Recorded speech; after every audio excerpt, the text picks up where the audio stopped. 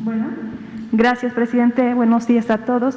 Para Canal 14 del SPR, preguntarle, presidente, su opinión sobre el reconocimiento que hace la Organización Mundial, la Organización Panamericana de la Salud, sobre la estrategia implementada por México ante la pandemia de COVID-19, por favor. ¿Qué dijeron? Reconocen la estrategia que implementó México para atender la pandemia. Sí, la verdad es que se aplicaron los trabajadores de la salud de México. Ayudaron mucho. Enfermeras, médicos, camilleros, choferes de ambulancia, todos los trabajadores de la salud. Ellos merecen siempre nuestro reconocimiento. Ahora estuve en Tijuana, en la rehabilitación de un hospital general, ya estaban todos los trabajadores de la salud. Y les hicimos un reconocimiento y muy contentos por lo que hicieron. Fíjense, en circunstancias muy difíciles, porque no solo es enfrentar la pandemia,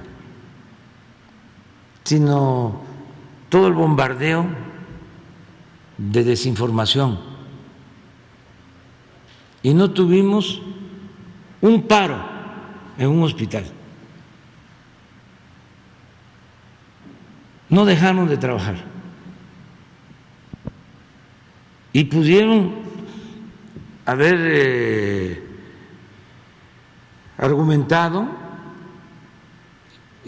con razón al principio de que no tenían equipos para protegerse, porque no podíamos conseguir los equipos, nos llevó tiempo. Por eso le agradecemos mucho al gobierno de China, porque fueron los primeros en enviarnos equipos de protección para médicos, para enfermeras. Eso no se debe de olvidar. Y no teníamos ventiladores, no teníamos camas, no había médicos especializados.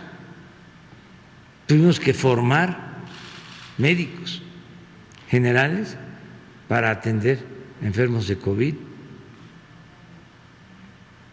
Y agradecerle a los gobiernos de China, de Rusia, de Cuba, de Estados Unidos. Recuerdo que estábamos tratando un problema de petróleo, porque se iban a caer los precios, como sucedió, que llegó a no tener precio el barril de petróleo, cero, porque por la pandemia andaban los barcos cargados de combustible, los buquetanques, como almas en pena.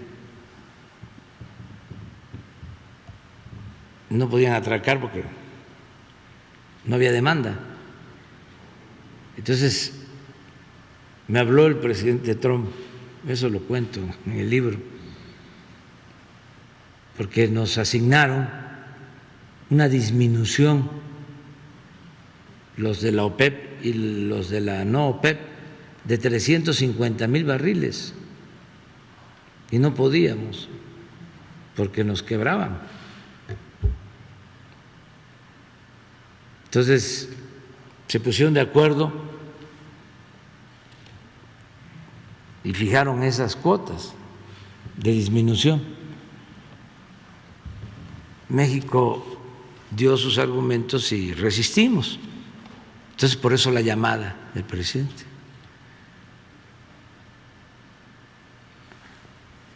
Acordamos de que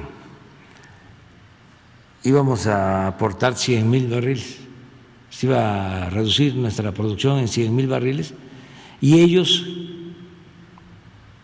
yo digo que de manera generosa, asumieron una disminución de 250,000 barriles para cubrir la cuota que le asignaron a México. Pero estábamos terminando eso, porque era el único país que faltaba, porque resistimos. Empezó el presidente Trump, nada más escuchaba yo, porque ya ven que no hablo inglés, nada más castillo, pero escuchaba yo que decía México, México, México, México, México, por el teléfono, México, México, México, y la traductora, México, y después se escucha por todos lados, México, México, México, México, en Arabia Saudita, en Rusia, que México falta, que no acepta. Y ya le expliqué por qué no podíamos aceptar. Y él comprendió, ¿no?, esta situación. Bueno, me dice, aportamos los 250 nosotros, pero le pido un favor, infórmenlo ya, que se pronuncie en México. Ya le hablé por teléfono a Rocío Nale para que informara a la OPEP sobre el acuerdo. Y ya, aún así, se redujo la producción a nivel mundial en 9 millones de barriles y se cayó el precio, no de inmediato, a los 10 días, y como lo planteó o como lo estaba previendo el presidente Trump, a nada, porque me dijo, si no tomamos este acuerdo se va a caer el precio. Y ya ven cómo se habla de las diferencias entre las grandes potencias. Cuando se trata de estos asuntos hay arreglo. Estados Unidos, Rusia, Arabia Saudita, los principales productores, hay arreglo. Y qué bueno que nunca se pierda o se rompa el diálogo. Terminando eso, le digo, oiga, le quiero pedir un favor, no tenemos ventiladores para los enfermos de COVID. Hizo el compromiso de mandarnos 1,000 y cumplió, porque no teníamos equipo. Hace 2 días todavía, ya con el presidente Biden, y no es la primera vez, nos entregaron donativos de vacunas el gobierno de Estados Unidos. Nos entregaron millones de dosis para vacunar en la frontera de la vacuna Johnson, y ahora nos acaban de llegar 3,500,000 de AstraZeneca de Estados Unidos, donadas. Entonces, agradezco mucho. La India nos ayudó, después ellos tuvieron un problema serio, pero nos ayudó enviándonos vacunas también.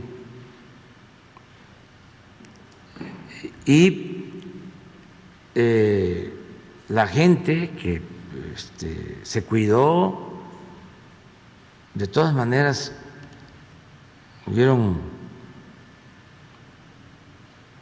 muchos fallecidos, todavía están perdiendo la vida.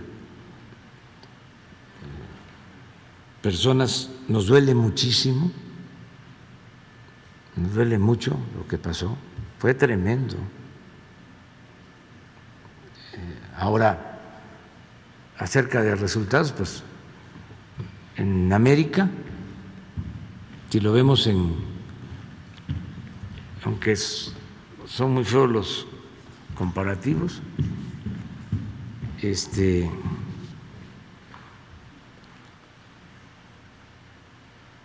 fallecieron más en otros países que en México en relación con la población. ¿Mande?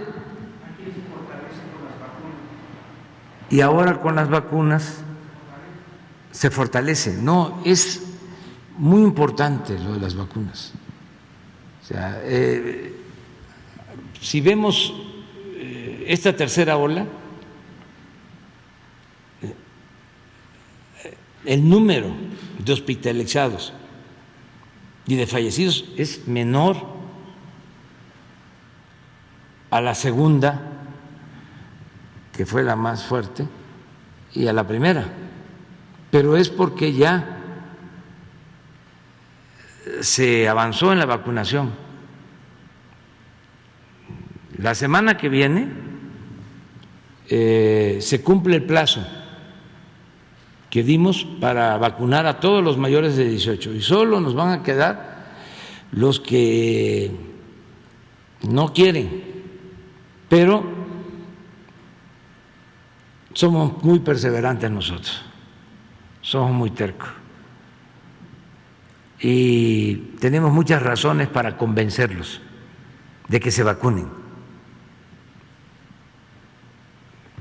Pero ya aquí en la ciudad, que la jefa de gobierno ha hecho un trabajo extraordinario,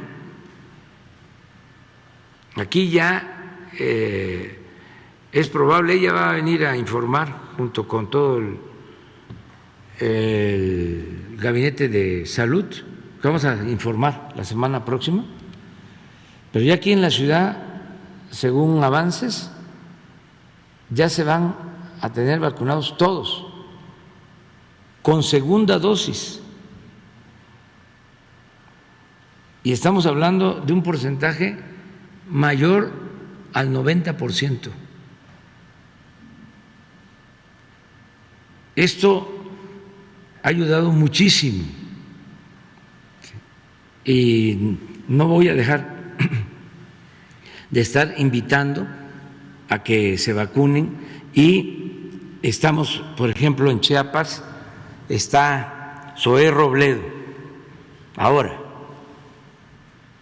dedicado a la vacunación, porque no solo son los municipios o las cabeceras municipales, hay que ir hasta la comunidad más apartada y vacunar a todos. Entonces sí vamos a poder informar sobre eso. Presidente.